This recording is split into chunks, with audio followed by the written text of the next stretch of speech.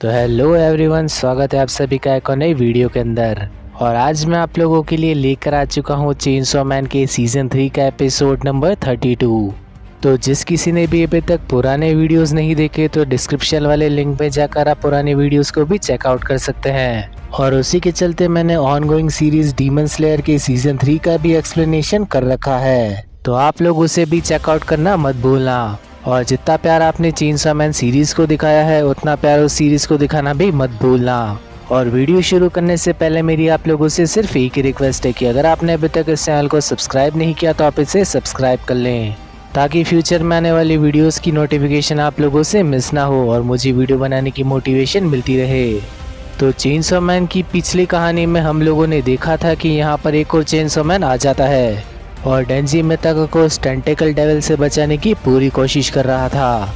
Chainsaw man उस tentacle devil से लड़ाई करते हुए हार चुका था, लेकिन मिताका उसे अपना खून देकर रिवाइव करती है। और यही चीज़ वॉर डेविल को बिल्कुल भी पसंद नहीं आती, क्योंकि वो उसका दुश्मन था।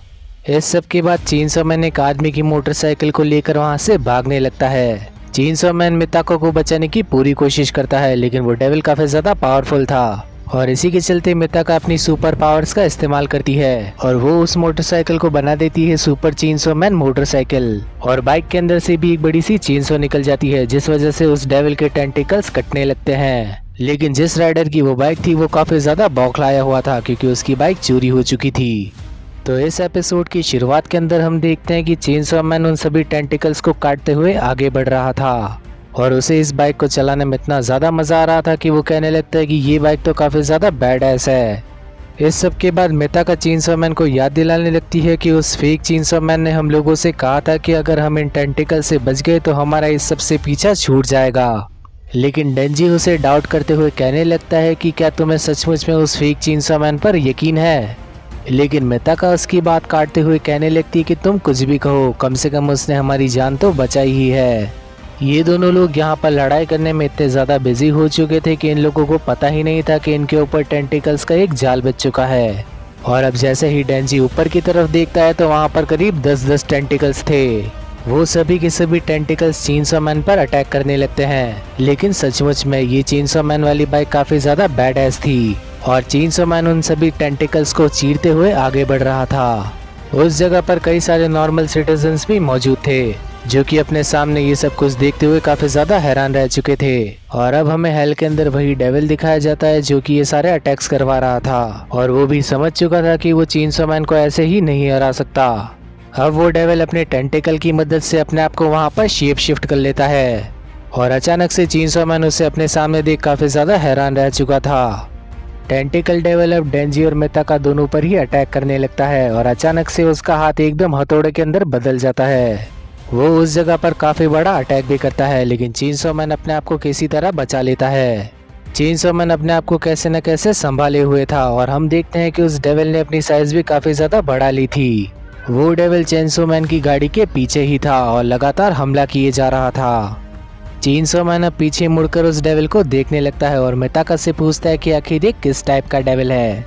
लेकिन मिताका तो अब एकदम ही पागल हो चुकी थी। वो चेनसॉ मैन को अपने आगे देखने को कहती है और चेनसॉ मैन देखता है कि उसके सामने हवा में एक पूरी बिल्डिंग उड़ रही थी और ये सारा कार्यक्रम था फॉलिंग डेविल का। फॉलिंग डेविल उस बिल्डिंग को चेनसॉ मैन और मिताका के ऊपर फेंक देती है और अब वो पूरी जगह पूरी तरह से तहस नहस हो चुकी थी। और अचानक से धुएं के अंदर से चेनसॉ मैन फिर से बाहर निकल जाता है, जो कि अपनी बाइक का एक्सेलरेटर छोड़ने को तैयार ही नहीं था। चेनसॉ मैन अपनी पूरी स्पीड के साथ आगे बढ़ रहा था और फॉलिंग डेविल भी पूरी सिटी को तबाह कर रही थी। डेंजी को सामने रास्ता नहीं दिख रहा था और अचानक से उसकी बाइक हवा में आ चुकी थी। और अब डेंजी जैसे ही आगे देखता है तो उसे वही टेंटिकल डेविल दिखाई देता है और टेंटिकल डेविल ने अपना मुंह यहाँ पर पूरी तरह से फाड़ रखा था। डेंजी और मिताका काफी बुरी तरह से इस चीज के ऊपर पैनिक करने लग जाते हैं।